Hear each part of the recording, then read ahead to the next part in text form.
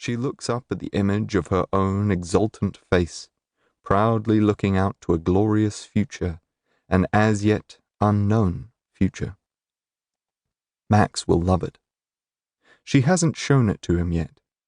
She's been saving it as a surprise when it's finished. She'll go to work tonight. She'll walk down to K Road and wait to be picked up by a stranger with a need she can satisfy, for a price. She'll do it for her art. Bradley. Fordyce. Bradley startled up from the sea of numbers on his computer screen. The burst of adrenaline shot like a bullet through the already dull ache in his temple. He tried to blink away the grittiness on his eyeballs and pull back his concentration, which was ebbing and flowing in vertiginous waves. He'd spent 4 flat-out days trying to sort out the mess that was the Colchester accounts, a company whose financial records officer he would like to have had arrested and shot at dawn. How could someone make such a hash out of something that should be straightforward?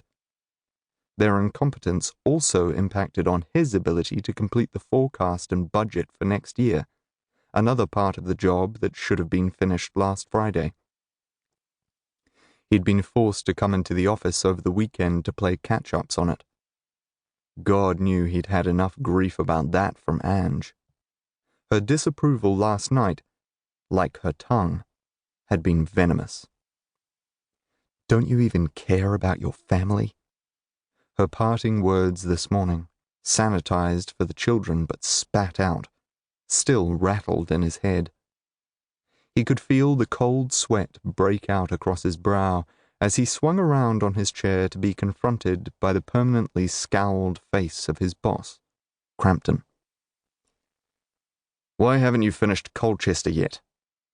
The voice carried the tone of one for whom no answer would be satisfactory. "I'm almost done, but honestly, I've been hamstrung by the state of their financial records. Their software is hopelessly out of date, and I had to resort to trawling through hard copy to get an accurate picture. I've spent the whole weekend here working on the budgets and forecasts, so I'm just about to type up the final recommendations summary report, and then it will be done." "You were supposed to have finished this on Friday." Bradley balled his clammy fists under the desk, out of Crampton's sight. He'd known full well there would be no acknowledgement from Crampton of the fact he'd spent the weekend slaving away on the job at the expense of his family, that there would be no thank you for the overtime and hard work, but still, he could feel the muscles in his legs tense further, taste the bitter bite of disappointment. No doubt Crampton would have spent yet another idyllic weekend away, sipping wine on the deck of his holiday batch overlooking the sea at Waiheke Island, a supposed holiday house that was more luxurious and had a larger square footage than Bradley's home. The staff and their families had been invited over there last year for a Christmas lunch, the ferry trip at their own cost, of course. Most of them had gone back to their own humble dwellings vaguely depressed about what they could manage to afford. He'd wondered if it was a strategic move on Crampton's part to rub it in, assert his superiority. And of course Ange now saw that place as the gold standard of what to aspire to. "When will we have something like that, honey?" It was a stab at his ability to provide for them as a family. Hell, even the gimp who kept such appalling records at Colchester had probably enjoyed a weekend of rest and relaxation in some palatial holiday house, while he toiled away here thanklessly, tidying up the mess.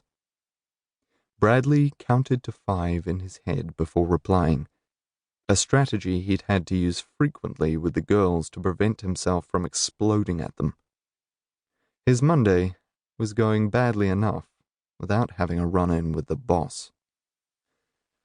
"As I said, their records were in such poor condition, it took a lot longer than it should have.